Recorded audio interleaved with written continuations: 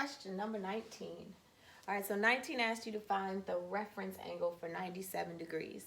I told you guys on Verge, that the reference angle was your acute angle that is made with the x-axis. Okay, so you know how you had the initial side and your terminal side? The terminal side was the side where your angle stopped. The initial side was always the positive part of the x-axis. Okay, so I give you, there's 4 different options here. Say your angle is theta, okay? If your angle is theta and you're in quadrant 1, your reference angle, again, it has to be an acute angle made with the x-axis. So in quadrant 1, this is your reference angle. Your theta is your reference angle. It's the same thing. It is what it is if it's in quadrant 1, because in quadrant 1 it's already acute. Let's slide over. Okay. In quadrant 2, so anything I have in quadrant 2, again, I need the acute angle made with the x-axis. So it would be in here. That would be my reference angle. So how would I find that? I would take 180 degrees and I would subtract whatever angle I already have. So my reference angle would be 180 degrees and take away your theta, whatever your theta might be. Okay?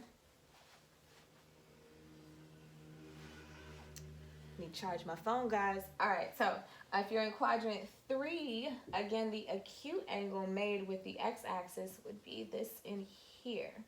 And how would I find that? I would take my angle, and if I subtracted the 180, I would be left with just the little green piece. So my reference angle is my angle subtract 180 degrees. All right, and then lastly, if I'm in quadrant 4, I came all the way down in here, so something more than 270. Again, the acute angle, the reference angle, would be this piece in here. And so this is almost 360. I'm just missing my reference angle. So my reference angle is found by 360, take away my theta. All right, that's the plan, guys, to find the reference angle. So if I want to find the reference angle for 97 degrees, 97 degrees is in quadrant 1, right? Y'all remember, well, we got the unit circle up there. You remember this is 0, this is 90, this is 180, this is 270, and then we'd be back to 360 degrees. So 97, oh, it's not quadrant 1. Look at that. That's quadrant 2. Okay, because it's past the 90, right? So if I wanted anything in quadrant 2, I want to do 180 take away my angle. So 180 take away my angle, which is 97, and that should leave you with, what was it, 83? And that's how you got your answer. All right, now I made up some examples for you to make sure that you really get it. So say I gave you 210 degrees. 210 degrees, that would be in quadrant. Is that also in quadrant? It's past 180, so we're in quadrant 3, right? Yep.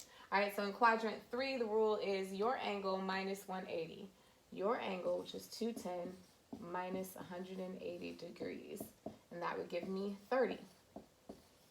My number, my final number, the reference angle, always needs to be less than 90, because that's what acute is, right? It's less than a right angle, so it's less than 90. All right, what about 60 degrees? 60 degrees, that's in quadrant 1. What did I say this was, quadrant 3? Yeah, quadrant 3. Okay, so this is quadrant 1. 60 degrees. If I'm in quadrant 1, that's when it is what it is, right? So 60 degrees, it is just 60 degrees. It stays the same. It was already acute. I didn't need to do anything to it. All right, what about 315? 315, that's past 270. That's down here in quadrant 4. So in quadrant 4, my rule is 360 minus my angle. So 360. Take away the 315.